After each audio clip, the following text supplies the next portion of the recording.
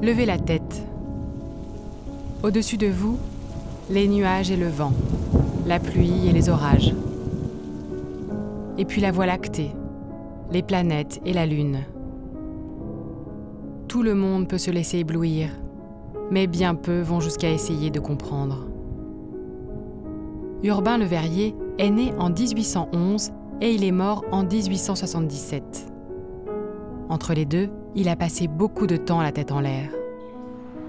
En 66 ans, il a eu le temps d'inventer la météorologie moderne et de découvrir la planète Neptune, sans avoir à utiliser de télescope. Voilà qui pose le personnage. Jeune, il étudie les mathématiques. Il rentre à Polytechnique en 1831 comme élève. Il semble au départ plutôt attiré par la chimie, mais c'est finalement vers l'astronomie qu'il se tourne. Quelques années après son départ de l'école, il y revient comme professeur. Le coup de génie de Le Verrier date de 1846. Depuis plus de 60 ans, on sait que la planète Uranus se comporte étrangement. Son orbite ne respecte pas les lois de la gravitation universelle de Newton, ce qui pose quand même un gros problème. Le Verrier, plutôt que de remettre en cause les lois de la gravité, imagine qu'il y a quelque part dans le système solaire une planète inconnue, et que c'est cette planète qui perturbe l'orbite d'Uranus. Il entreprend de la trouver à l'aveugle. Il prédit la position de la planète et demande à l'Observatoire de Berlin de bien vouloir vérifier. Et elle est bien là. Aux confins du système solaire, la planète se trouve à l'endroit prévu. Elle s'appellera Neptune, comme le dieu romain des océans.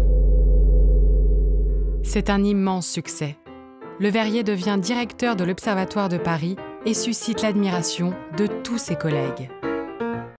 Non, c'est pas vrai. Les collègues de Le Verrier le détestent. Il faut dire qu'il se comporte comme un tyran au sein de l'Observatoire. Un livre est même édité. C'est un appel à l'aide envoyé au ministre de l'Instruction publique de l'époque. Mais Le Verrier n'a que faire de la révolte. Il continue son travail et multiplie les succès. En 1854, Napoléon III se fait surprendre par une tempête lors de la guerre de Crimée et de nombreux bateaux sombres.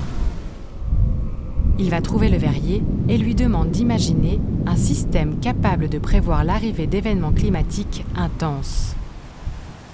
Profitant du développement du télégraphe, Le Verrier crée un réseau de stations à travers la France et l'Europe chargées de fournir leurs relevés à l'observatoire. C'est ainsi que naissent les premiers bulletins météorologiques. Ce réseau et ses prévisions ont évolué avec le temps pour devenir aujourd'hui Météo France. Les démissions et les pétitions réclamant le départ de Le Verrier de l'Observatoire s'accumulent.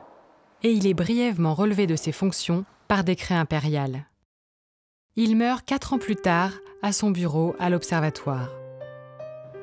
Il aura donné à la France et au monde la 8e planète du système solaire et la météorologie moderne.